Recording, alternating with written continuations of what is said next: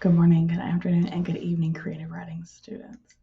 So, poetry writing is potentially considered very easy to do, but one of the things about poetry is you need to be able to understand poetry. Last week, there was a literary analysis lecture that told you how to analyze literature. That applied to short stories as well as poetry. But poetry, you can specifically analyze it doing a poetry explication, which is what you're going to do.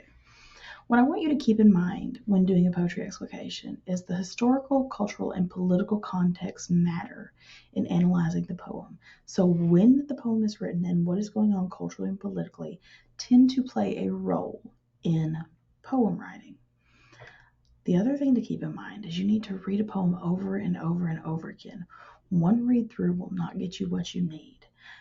You need to do the analysis. You need to annotate while you read and make notes and comments, look things up, put things into context for yourself because you may not be aware of what's going on, so you need to be aware. World War II poetry is written very specifically about the atrocities of the wars. Same for World War I. World War I poetry talks very specifically about gas warfare and the kind of warfare that went on and the horrors that they saw. So you need to know those things and understand what they're talking about. Because if you're not sure what gas warfare was or how it worked or what it did, then you're not going to understand really why they're writing about that. So keep those things in mind. You may have to do a little research. That's fine. But the research is only to give you context and understanding, not to tell you what to think. When you read the poem, you need to consider, is the poem in open or closed form? Do the line breaks that happen in the poem, so breaks between stanzas, serve as the natural break between sentences or clauses? And there's also breaks between lines itself. So that means the end of a line, is that actually a sentence or is it just a way the line flows into the next one? Every poem is different. So some people will put two sentences into two lines. Some people will put two lines and it'll only be one sentence together. Or their sentence will end in the middle of a sentence and a new sentence will start up in the middle of the next line. There's no right or wrong way to do lines in your poetry, but those things are things to think about. What stylistic choices are they making in their writing and why? Some people will very intentionally not capitalize things. Why do they do that? It doesn't mean it's wrong. These are intentional choices that are being made. And then you're going to paraphrase the poem. So go line by line. So each line, number them 1, 2, 3, 4, 5, however you need to, and put it all into your own words. This helps you uncover meanings or what stuff it says. Or if you need to go look up something, it'll help you. And then you're going to identify, consider, and identify. So the first identify is you're going to keep in mind and identify who the speaker and intended audience is.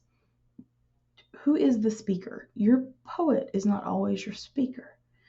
It should be clear enough who the speaker is in the writing, though. Who are they addressing? These are things that you're going to have to infer from the writing. The audiences are very intentional. Who are they talking to with this?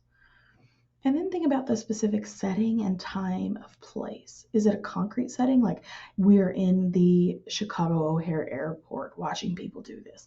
Or is it something that's more abstract? You know the idea of where it is. Then you should consider the poem's title. What does it emphasize? What is the title? How does it play into the actual overall meaning of the poem?